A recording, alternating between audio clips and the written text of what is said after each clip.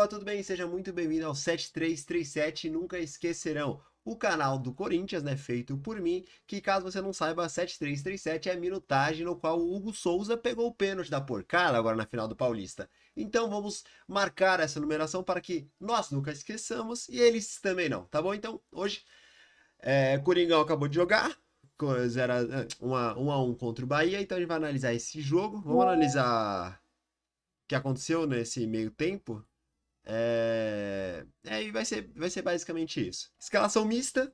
Corinthians veio com uma escalação totalmente nada a ver por conta da final do Paulista. A maioria do time descansou. Viemos com o Donelli, viemos com o Léo Manac, já vamos falar dele. Viemos com o Kaká, com o Ramalho e com o Hugo, que também vamos falar dele também. Então, vamos lá. Primeiro tempo. Começamos fazendo o que a gente sempre faz com o time reserva, que é absolutamente nada. Tirando no início do Paulistão, que os reservas estavam naquele gás mesmo de marcar, mas o teste era bem mais fácil, porque eram com times do interior. Agora a gente não fez absolutamente nada no início do primeiro tempo, e na verdade no primeiro tempo inteiro. E eu tô impressionado como o Léo Maná se mostrou incapaz de fazer qualquer coisa. Eu fico muito triste com isso, porque Léo Maná foi o capitão do Corinthians lá na base, na copinha. Então, assim, ele era o que eu achava na época que seria o nosso titular absoluto e ia se manter. Mas aí pegou pro time titular, sempre foi entrando, sempre se mostrando o famoso 45%. Faz nem metade daquilo que ele tem que fazer. Não ataca bem, não defende bem. E eu não sei o nome do cara do Bahia. Deixa eu ver aqui. Esse. Ai, cadê o nome desse cara? Eric Puga, não, alguma coisa Rodrigues? Eric Puga e Rodrigues, esses aí. Eles amassaram, tá? Eu não quero dizer pouco. Amassaram o lado do Neomaná. Toda a jogada do Bahia, inclusive o gol que foi feito, o gol que a gente tomou já no final do primeiro tempo, foi pelo lado direito, cara. Foram 3 cruzamentos seguidos que eles tiveram liberdade e chega depois e consegue marcar o gol. Em cima do Léo Maná. E eu não entendi, se você for rever o lance. O Ramalho saiu da área. Não, eu não vou dizer o que ele foi fazer, mas ele saiu da área. Então, o jogador do Bahia que subiu totalmente sozinho. Sozinho. O Kaká não consegue marcar dois ao mesmo tempo, então deu nisso. Aí a gente volta pro segundo tempo, cara, e acontece a expulsão. Na verdade, acontece a expulsão do Everton Ribeiro, que muito. A expulsão foi assertiva, tá? Não tem como você falar. Ai, pode questionar o primeiro cartão, mas não. O primeiro cartão amarelo tinha que ter rolado, era uma jogada construída. E o segundo nem se fala.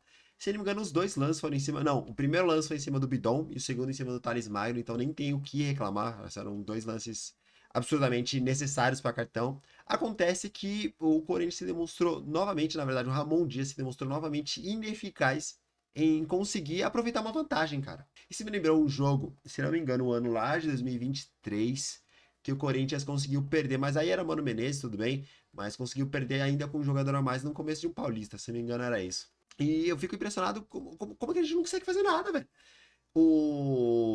E antes da gente continuar, pra continuar o restante do jogo, eu preciso falar de um jogador que eu critiquei muito quando tava rolando agora o jogo, e no final ele se mostrou melhor, que foi o nosso querido Breno Bidon. Breno Bidon, cara, é uma situação que desde que pra mim, desde que ele voltou da seleção brasileira, ele não teve a mesma eficácia que ele sempre teve lá do ano passado no Campeonato Brasileiro, tá? Mesmo na nossa remontada. Eu sinto que o Breno Bidon não estava utilizando todo o recurso que ele consegue usar. Assim, mesmo vindo do banco, mas ele, óbvio, tendo perdido espaço devido à sua ausência durante a participação na seleção brasileira, era sub-20, né? Meu, ele não conseguiu fazer o que ele faz de melhor. Eu não vejo ele dando aqueles passos um pouco mais diferentes, conseguindo ao mesmo tempo, mesmo ele sendo um mosquito, conseguindo desarmar. E eu senti que ele conseguiu fazer um pouco disso hoje, lá para os 75, aos 90 e poucos minutos. E precisamos falar também de um jogador que eu tô extremamente decepcionado, João Pedro Tchoca. Cara, o Tchoca entrou no Paulista sendo, assim, a salvação. Mostrando que Ramalho estava cansado, que Kaká era obsoleto, que Félix Torres era um tonto. Ele mostrou chegando isso. Aí quando foi exigido em jogos superiormente técnicos, o cara não faz nada, mano. Ele, nesse jogo agora, entrou, tomou cartão.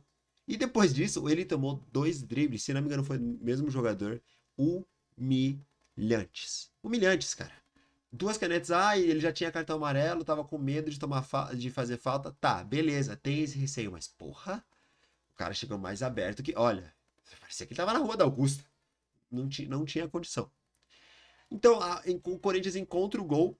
Acontece que com um jogador a mais, o Ramon, ele tira Yuri Alberto, que provavelmente o Yuri Alberto sentiu. Do que a gente viu, ele tava com, além do ombro, que já tá todo zoado, ele tava com gelo no tornozelo. Então, provavelmente o Yuri Alberto deve ter sentido. Então, ele vem com Charles e. Charles e quem, meu Deus? Deixa eu ver aqui. Ele veio com o Charles e Choca. Isso, porque o Choca entrou no segundo tempo, foi o que eu falei, né? Então ele veio com o Charles pra tirar o Léo Maná. Isso que o Mateuzinho estava no banco. Eu posso até entender se ele tá começando a preservar pra Sul-Americana, que é o próximo jogo, né? Mas não sei dizer se foi isso. E Charles pra fazer a ponta direita, pra ele fazer o ala. E Choca. Tem noção disso? Que ele reforçou o lado direito. Porque no primeiro tempo, o Choca estava dando conselhos de marcação para o Léo Maná. E adivinha só, nenhum dos dois foi eficiente. Para ter noção, o Charles, que é o Charles, foi mais eficiente que ambos. E a gente tá falando do Charles, tá? A gente não tá falando do Mateuzinho. Tá falando do Charles. Aí depois a gente vem com o Anglieri, porque Hugo, como sempre, se mostra totalmente abaixo do nível. E apesar de eu gostar do Hugo, eu acho que ele, quando ele foi exigido lá no começo do ano passado, que a gente não tinha mais nenhuma opção, ele tancou, mas é isso. E veio com o Anglieri, que se mostra mais eficaz em tudo, né? Em tudo que o Anglieri faz, ele faz melhor do que o Hugo. Eu acho que qualquer um faz melhor do que o Hugo no elenco do Corinthians, né? Só que assim, quando a gente volta do segundo tempo e tem essas alterações, o primeiro lance dos caras é quase marcar. Tanto que pra mim, quando exigido, o melhor jogador do Corinthians foi o Donelli. Porque ele salvou no primeiro tempo, acho que uns dois lances. E no segundo tempo também, na nossa volta. E quando a gente encontra o gol, quando o Corinthians encontra o gol, que se não me engano é um cruzamento do Anglieri para o Hector Hernandes, que finalmente o ele espanhol fez o primeiro gol. E não tenho como culpá-lo nesse jogo por ter feito só isso, por assim dizer, só isso. Ele fez o gol, só que ele não encostava mais na bola, que é a presença de um cara que estava lesionado e voltou. Seu nome, Igor Coronado. Coronado, cara, 2 milhões. A gente sempre fala desse salário, sempre fica discutindo isso. Só que qual que é a diferença que eu enxergo mais ainda entre Coronado e Garro? Pra mim, o Garro, às vezes, ele flutua demais e acaba que peca nessa flutuação aí, flutuar, e falta espaço, quer dizer, na verdade sobra espaço para um buraco em alguma região do campo. Agora o Coronado não. Ele fixa num canto e não sai de lá. Meu, se ele entra pra ser o armador, pra cuidar disso tudo, pra fazer essa bola aí de lá pra cá, você tem que, ó, vai pra todo canto, mas ele não foi. Ele fixa num lugar e, ó, tá lá, fica lá, entende? Então eu não entendo o que o Igor Coronado tentou hoje. Porque o Corinthians com um a mais e o expulso foi o Everton Ribeiro, cara. Everton Ribeiro, apesar da idade, é o meia mais qualificado do Bahia. O cara é um absurdo, ele joga um absurdo. E não tem como você discordar disso, ele joga muito. Então você conseguir que o Everton Ribeiro seja expulso do time deles e não aproveitar, isso porque o Rogério Ceni foi muito eficaz nas substituições, cara. Foi muito eficaz, muito mais do que o Ramon Dias. O Ramon só acertou no final. Isso tudo bem. Mas o Rogério Ceni foi muito eficaz. Conseguiu fechar bem, fechou o meio-campo. E outra, a gente ainda deu sorte que os contra-ataques do Bahia, quando a gente fez o gol e o Bahia voltou a se expor mais, não entraram. Porque a depender das nossas laterais, ia entrar. Ia entrar. Então. Então foi basicamente isso a minha análise. Corinthians totalmente ineficaz, com vantagem. Acredito que se a gente não tivesse logrado essa expulsão, não teríamos tomado só um gol. 1 a 1 foi muito, muito lucro. Dupla de campeões estaduais, né? Não tinha como não ser diferente. Foi um jogo difícil. É óbvio que a gente sabe jogar com o Bahia lá na casa deles, ainda com o time reserva, é muito difícil. Só que é pra isso que tá o reserva, né? A reserva monta um elenco. Se você não tem elenco, você não consegue disputar nada. Se você tem só o time titular, é problema de muitos times. Você não consegue. Simplesmente você não vai conseguir fazer nada durante a temporada. Principalmente essa temporada, o Corinthians vai ter Sul-Americana, poderia ser Libertadores, Sul-Americana, Brasileiro e Copa do Brasil. Se você não tem elenco para compor, você não faz nada. Então, hoje foi a prova de que precisamos de um lateral direito, não tem como. Eu adoro o Leomaná, mas não tem como. Ele não tanca, não tanca, não tanca. E não dá pra depender só de Mateuzinho, porque Mateuzinho, apesar da sua eficácia durante todo o Campeonato Paulista, já se mostrou várias vezes meio maleável. Tem jogo que ele joga bem, tem jogo que ele não vai mal, e não dá pra depender do cara, velho. Por quê? Porque o cara não é uma máquina. E também não dá pra depender só de Yuri Alberto. Você vê hoje. Yuri Alberto saiu no segundo tempo. Não dá pra depender só do cara. Memphis nem no banco tava.